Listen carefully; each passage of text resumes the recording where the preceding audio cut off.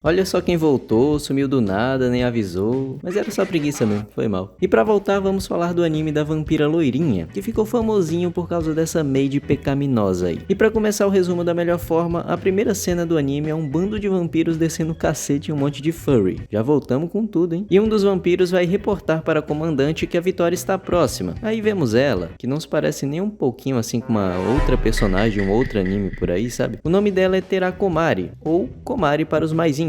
E também para ser mais fácil de eu falar.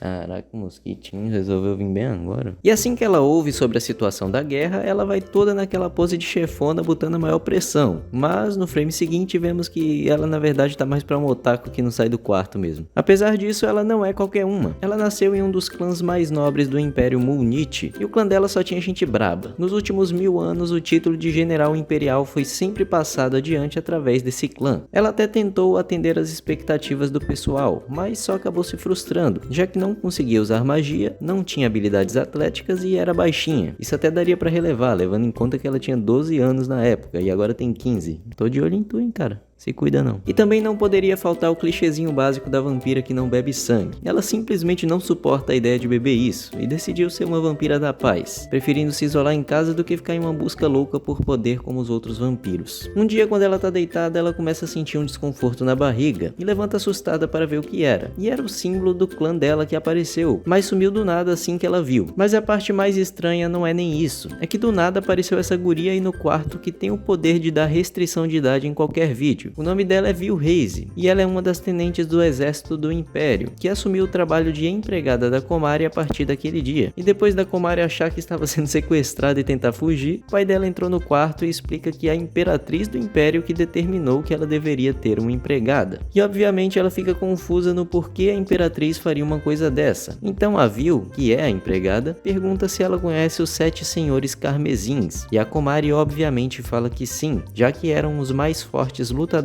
dos vampiros e lideravam o exército. E aí que vem a bomba, porque simplesmente enfiaram a Komari no meio deles. E agora ela oficialmente faz parte desse grupo. Tipo, o menino não sabe fazer nada e botaram ela pra ser líder dos exércitos lá, dos mais fortes. E a melhor parte é o motivo. Um dia o pai dela tava tentando tirar ela do quarto e perguntando quando que ela ia começar a trabalhar. Coisa que acontece com muita gente que assiste esse canal. E ela falou na zoa que não se importaria de começar a trabalhar se ganhasse o trono. Só que o pai dela levou isso a sério. E no outro dia foi na Imperatriz relatar a situação e pediu pra Imperatriz simplesmente dar o trono pra ela. Mas a Imperatriz deu.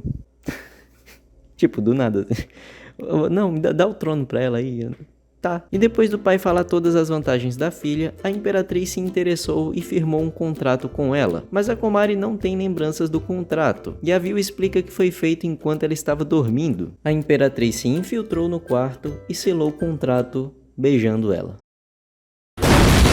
Então ela vai se encontrar com a Imperatriz e depois de um encontro um tanto informal para esse tipo de situação, a Imperatriz vai explicar o que ela precisaria fazer agora que tinha esse cargo. E os requisitos não são assim tão amigáveis, sabe? Ela precisaria iniciar uma guerra no mínimo a cada 3 meses e vencer. E após vencer a 100ª guerra, ela poderia se candidatar para ser a próxima Imperatriz. Mas, se ficasse perdendo várias guerras, ela iria gerenciar o Vasco. Sob o comando dela estariam 500 homens do 7º batalhão, porém, a todo momento eles tentariam matar ela se descobrissem que ela é fraca. Eu acho que nesse caso era melhor ter ficado no quarto reclusa mesmo. Então a Imperatriz dá aquela indireta meio direta e pergunta se ela é fraca. E a Komari responde que sim, e que ela tem medo de morrer porque acha que deve ser muito doloroso. Então a Imperatriz diz que se ela não quiser morrer, é só ela manter isso em segredo e esconder que é fraca. Facinho, pô, confia. E a Vil ia ajudar ela com isso, já que ela tinha algumas habilidades relevantes. Então depois de arrumarem uma roupa para ela, ela vai se apresentar para sua nova tropa. E o primeiro obstáculo é abrir a porta, que ela não consegue porque a porta é grande demais. E assim que ela conseguiu abrir uma brechinha, já veio um doido dar um ataque para matar ela. E com um susto ela foi para trás e soltou a porta. E acabou mandando um novo reforço grátis pro Vascão. Então ela já começa a chorar e fica com medo de descobrirem que ela é fraca. Mas a Vil diz para ela não se preocupar com isso nem com o cara que morreu. E que ela deveria entrar porque a tropa estava esperando por ela. E todo mundo lá é meio mal encarado, né? Então ela começa a contar vantagens de um jeito que se fosse na vida real acho que ninguém iria acreditar. E a Vil Viu ainda fica dando corda pra ficar uma história mais absurda ainda. Tanto que até a Komari já tava admitindo isso pra si mesma. Mas depois disso ela dá seu real discurso de apresentação. E realmente se saiu bem, eu diria. Falou que ia ter guerra todo dia e que se o pessoal apoiasse ela, eles iriam ganhar o que quisessem. Enfim, um discurso bem convincente. Quando o discurso acaba pra gente, eles já venceram a primeira batalha e todo mundo já tá lá idolatrando ela como a Capitã Suprema. E depois de todo esse tom humorado do anime, aqui vem um plot que eu achei bem inesperado. Depois que a batalha acabou, a Komari tá lá no meio do campo de batalha e ela começa a refletir em como todas essas guerras não fazem sentido, porque nesse mundo ninguém realmente morre. Cada uma das 6 nações tem o que é chamado de núcleo sombrio, que é um artefato ritual de alta qualidade, que produz magia ilimitada. E a influência dele é que, não importa o quanto a pessoa se machucou, nem a forma como morreu, ela sempre vai se recuperar completamente algum tempinho depois. E que o local onde eles batalham é exatamente onde a influência de todos os núcleos se encontram. Ou seja, todas as guerras que acontecem nesse mundo são apenas para entretenimento e demonstração de poder. Todo mundo se recupera depois, mesmo que tenha morrido.